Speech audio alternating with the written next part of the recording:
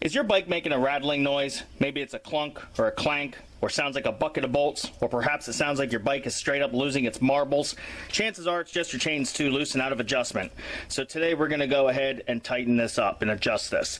Now if you have a double stand, it's optimal to put the bike on the double stand. The manual says to do the single stand only because the double stand is an option. But if you do have it, that's the best route to go. So getting started, our measurement is going to be right here on the side cover. You're going to see 40 to 50 millimeter deflection is what we're looking for. For the American viewers, that's about 1 5/8 to 2 inches. Now, one thing I also wanted to mention, I did find in the forums where if you do this on the single stand, your deflection is going to be 1 inch to 1.2 inches, so about 1 inch to 1.25 inches. If it's on the double stand, you're going to want this 40 to 50 millimeter, which again is 1 5/8 to 2 inches.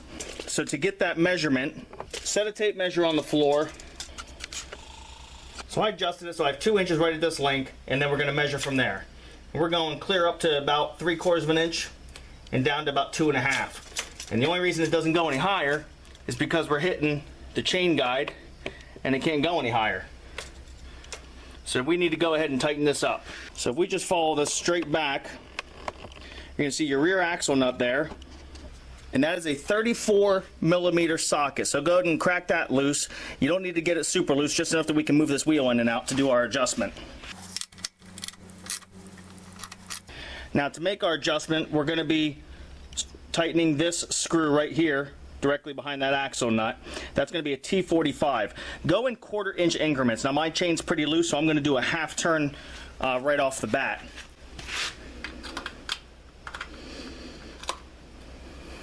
There's a 1/4 and there's a half.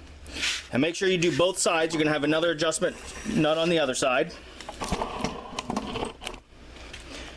And right here's that one. Again, same exact amount, half turn.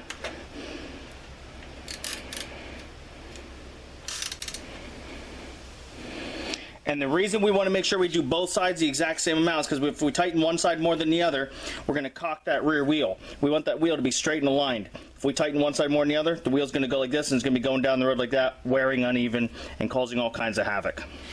So now we're going to come back over here and get another measurement. So go ahead and spin the wheel a couple times so that the chain settles in. And then we're ready to get our next measurement here. So again, I'll pick a spot. I got tape measure set to 1.5 inches right at that link.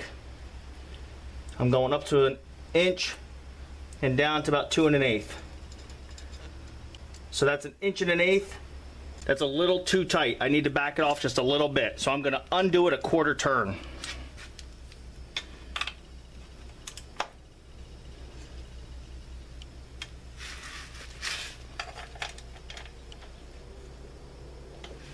And again, anytime you adjust that, give the wheel a few spins to let the chain settle in,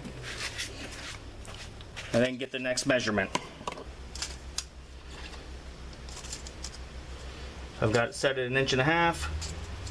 I'm going up to 3/4 and down to 2 1/4. So that's 1.5 inches. No, actually I can push a little higher and get about, yep, so I'm right on the money at 1 5/8 inches.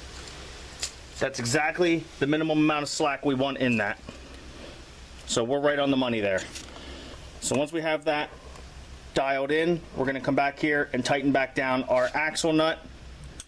So this will get tightened down to 100 Newton meters for our UK friends, or 75 foot-pounds for our American viewers.